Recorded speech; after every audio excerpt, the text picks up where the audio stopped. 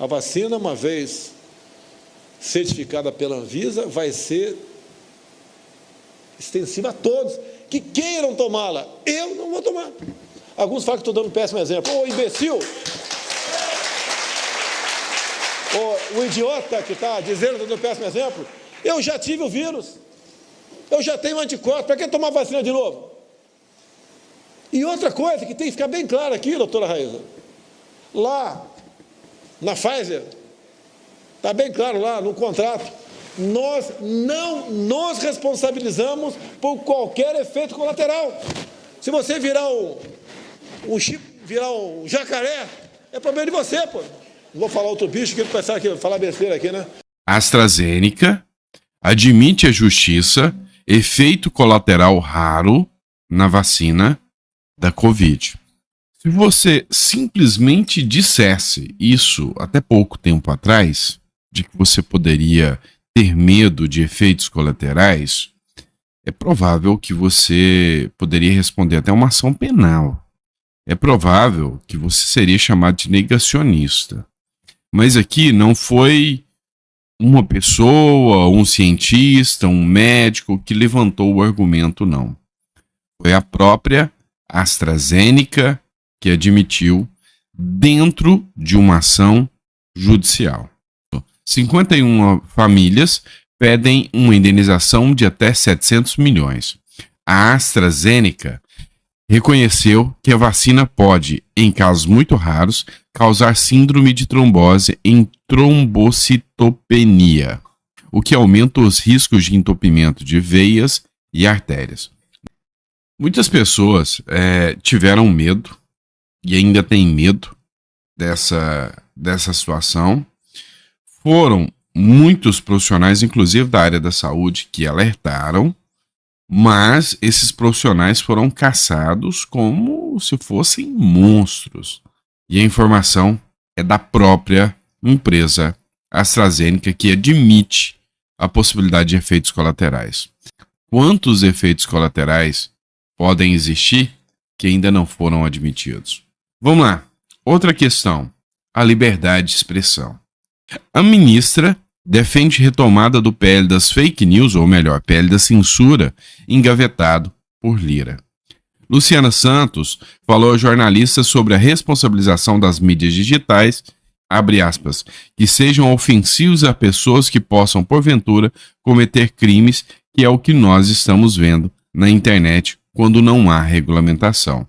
A ministra da Ciência enfatizou que a pasta continuará a trabalhar pela regulação das redes sociais, mesmo que o texto esteja parado na Câmara dos Deputados.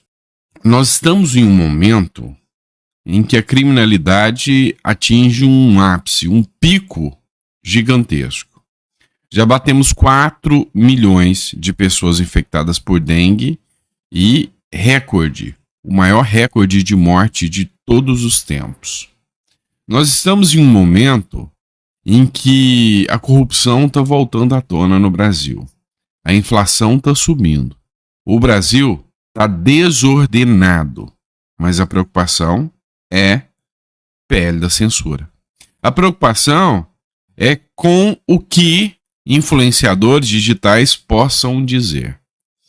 Durante a época em que Bolsonaro era presidente, o que a gente mais via eram, influenciadores digitais com a sua liberdade de expressão, xingando, chamando de genocida, falando tudo que queria. E isso para eles não era ódio nas redes sociais, não. Sabe a verdade? Essa turma da esquerda é um bando de hipócrita. Eles só querem se manter no poder. Eles só querem controlar tudo para que eles possam trazer a narrativa. Nem existia alguém que contrapusesse a esquerda. E quando isso surgiu, só surgiu graças às redes sociais. O ódio dessa gente pelas redes sociais não é à toa. Outra questão. O povo está tirando dinheiro do Brasil. Qualquer um que tem dinheiro no Brasil está correndo. Quem tem condição um pouquinho, está correndo para o Uruguai, Argentina, Paraguai, Argentina principalmente, Paraguai, Estados Unidos, até Portugal. Tá todo mundo correndo do Brasil. tá? Indo para países europeus. O volume da bolsa despencou. 4 milhões de casos de dengue. Mas o problema é fake news. Recordes de emendas liberadas pelo Lula. É o mensalão legalizado.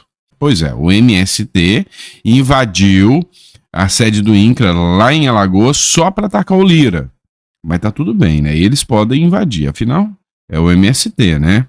Mas Lula ainda vai tirar ministro à francesa para entregar cadeira ao Centrão. E estão dizendo aí que o Haddad está com os dias contados. Se o Haddad cair, vai fazer igual o Sérgio Moro, vai cair atirando. A imprensa brasileira já percebeu o declínio e ensaia abandonar o Inácio. Pois é, não sei se vocês perceberam, mas a galera da Globo ultimamente está com muita crítica mesmo ao Lula, está criticando até a cartinha de amor que o Lula mandou pro Putin, né? Ameaça abandonar o barco. Mesmo amenizando com Lira, Lula terá derrotas no Congresso e tudo tende a ladeira abaixo. O Gustavo Vitorino, ele fez um comentário aqui que vale a pena a gente analisar. Dá uma olhada o que o Vitorino fala sobre isso aqui.